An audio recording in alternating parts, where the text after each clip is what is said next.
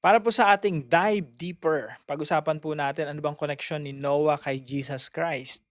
Now, marami pong koneksyon, no? Makikita niyo po sa New Testament, pati yung muling pagbabalik ng ating Panginoon Kristo ay kalintulad ng sa panahon ni Noah. Yan po ay sinambit o binigkas mismo ng ating Panginoon Kristo sa Matthew chapter 24 at marami pa mga verses sa Bible. Makita niyo rin po sa sulat ni Pedro yung patungkol kay Noah at Judgment Day. Now, bagamat maraming koneksyon yung character ni Noah kay Jesus Christ, dito po sa video na ito, gusto ko lang emphasize yung concept ng preservation. Meron po tinatawag na covenant of preservation. Ibig sabihin po, yung covenant ng Diyos, yung pangako ng Diyos kay Noah na i-preserve niya yung creation. Napakahalaga po nito mga kapatid, kasi po yung preservation, ibig sabihin ng preserve, ano ba yung pag sinabi nating preserve, ano ba ibig sabihin yan? Preserve, no? Pinanatili. So, bakit hindi na lang ginunaw ng Diyos yung mundo ng tuluyan at that time sa panahon ni Noah? Bakit pa hindi na lang, ginunaw na lang, no? Nag-start na lang ng panibago. Lumikha na lang ng panibagong Eva at Adan, no? Bakit hindi gano'n ang ginawa ng Diyos? Bakit pinanatili ng Diyos yung creation? Bakit nagkaroon ng covenant of preservation? Bakit may preservation? Alam niyo po, pag naunawaan natin ito, matatanggal sa isipan natin yung idea na yung mundo ay gugunawin ng Diyos. Maitatama rin yung interpretation natin ng ibang mga talata katulad sa mga sulat ni Apostol Pedro. Pero ngayon po gusto ko maunawaan natin yung concept ng preservation eh.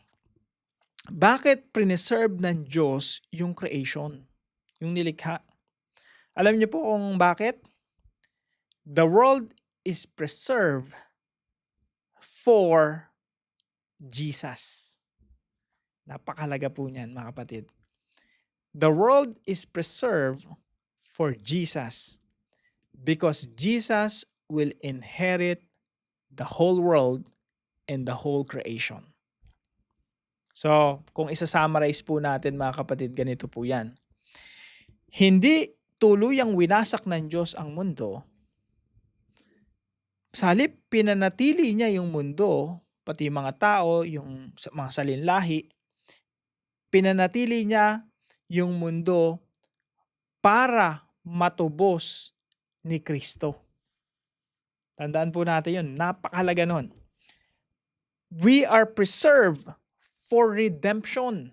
The creation is preserved for redemption. Para magkaroon ng lubusang katubusan kay Kristo Jesus. Now, alam niyo po ba, kasi madalas kasi nating naririnig na yung mundo natin ay gugunawin ng Diyos sa pamamagitan ng apoy, no? Pero bang tutupukin at gagawa na lang ng panibago ulit later on. Yun yung idea natin ng new creation mali pa, di ba? Yung creation, preserve yan for redemption, not for destruction. Tandaan po natin, creation was preserved for redemption.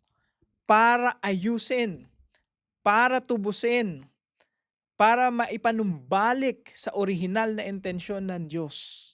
Hindi po para later on, wasakin ng Diyos ulit, no? At tuluyang tupukin ng apoy. Yun po ay maling theology at maling pagkakaunawa. Kaya po, pag tinignan natin yung mundo, dapat ang mindset natin ganun eh. Every time we see a rainbow, yun po yung reason, yun po yung simbolo ng rainbow. Yung rainbow, yan po ay covenant of preservation. Iyon yung pangako ng Diyos na hindi niya nagugunawin yung mundo. Di ba? Makikita niyo po yun eh. Sa mga susunod nating mga tatalakayin ng mga verses, tingnan natin kung mako-cover natin, no? Yung rainbow, yan yung promise ng Diyos na hindi niya nagugunawin yung mundo. Pre-preserve niya para iayos ni Kristo. Kaya pag tinignan natin yung mundo natin ngayon, mga kapatid, isipin natin, Lord, thank you. Kasi hindi niyo kami sinukuan. Di kayo gumive up. Yung mundo na nahulog sa pagkakasala ay siya ring mundo na tutubusin at isasaayos mo sa pamamagitan ng aming Panginoong Hesukristo. That is the story of the world. Kaya po, mga kapatid, tandaan natin yung mga previous devotions natin, yung summary ng Bible. 3 lang talaga yan eh. Gusto yung 4, pwede rin, no? Creation, fall, redemption. Yung panghuli, restoration or fulfillment. Yung katuparan na ng pagsasaayos ng mundo. So kapag hindi natin nakuha yung ganitong flow ng Bible, creation, fall, redemption, hindi natin talaga maintindihan yung kabuuan ng Bible eh. So, dito pa lang makita natin yung connection ni Noah kay Jesus. Yung Noahic covenant or tinatawag natin covenant of preservation. Creation was preserved for Jesus because Jesus will inherit all the nations of the world, the entire creation. Mamanahin ni Kristo. Kasi ito ay una pinagkatiwala kay Adan na nahulog si Adan sa pagkakasala, napailalim ni Satanas. Si Jesus Christ dumating, dudurugin ang ulo ni Satanas. At lahat ng mga nations and the whole of creation will be given to Jesus Christ as His inheritance. No? Si Jesus yung mamay-ari ng lahat ng mga bansa. Kaya wag po nating isipin na yung mundo natin ay pasama ng pasama, patungo sa pagkabulok at tuluyang pagkawasak. Mali po yun. Ang tinuturo ng Biblia ay yung mundo preserve sa panahon pa lang ni Noah para po tuluyang masaayos ng ating Panginoong Jesucristo. So, pangalawang tanong po, no?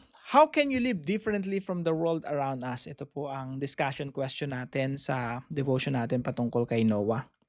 How can you live differently from the world around us?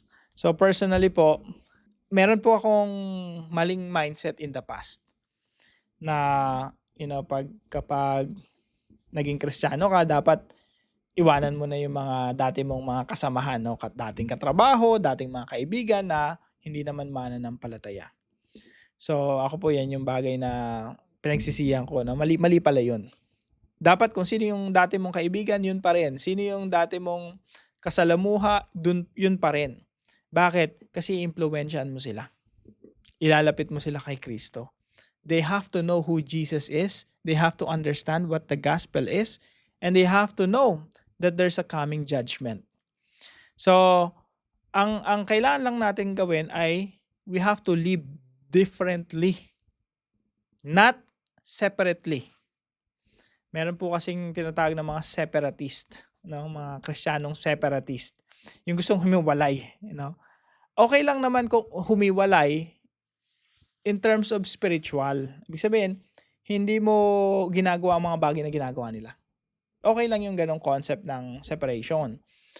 You're living a holy life. You're at least, you're doing your best to follow the Lord Jesus Christ. Pero yung talagang physically to separate from them, kasi nga, makasalanan sila, parang tawag rito, hypocrite, no? Hypocrite yung ganon. Kasi tayo rin naman makasalanan, ako rin makasalanan, no? Ba't ako hiwalay sa ibang tao? Pare-pare lang tayo makasalanan. So, lahat naman tayo ay umaasa lang sa biyaya ng Diyos. Now, instead of separating from them, what we have to do is to stick with them and influence them. Kailan ka hihiwalay? Hihiwalay ka lang kapag imbis na na-impluwensyahan mo sila pa yung nakaka-impluwensya sa'yo, palayo kay Kristo. Doon ka lang hihiwalay. Pero, never ka dapat humiwalay sa mga kaibigan mo, sa mga katrabaho mo, kasi mission mo sila. Pinadala ka ng Diyos para abutin sila at mapalapit sila sa ating Panginoong Jesucristo. Ang bottom line lang dito ay you have to live differently. Kailangan mong ipamuhay ang mga prinsipyo ng Diyos. Kailangan mong mamuhay ng ayon sa kalooban ng Diyos habang namumuhay ka, nakasama sila. Kasi yung klase ng pamumuhay mo, yun yung Biblia na binabasa nila. Maiintindihan nila na meron kang Kristo sa puso. Meron kang Bible na binabasa. Meron kang prinsipyo ng Diyos na sinusunod. At sa pamamagitan noon, mag-iilaw ka, magniningning ka, magiging isa kang maliwanag na ilaw na sugo ng Diyos na makakatulong sa kanila para sila rin ay mapalapit kay Kristo. So yun lamang po. I hope meron po kayong natutunan sa devotion natin na ito. Devotion. Deep dive dive deeper, no? Na extra video na ito. And I hope pagpala po tayong lahat at ang Diyos ang magbigay sa iyo ng success and productivity ngayong araw. See you po tomorrow, 5 a.m. dito po sa ating Dive Deeper.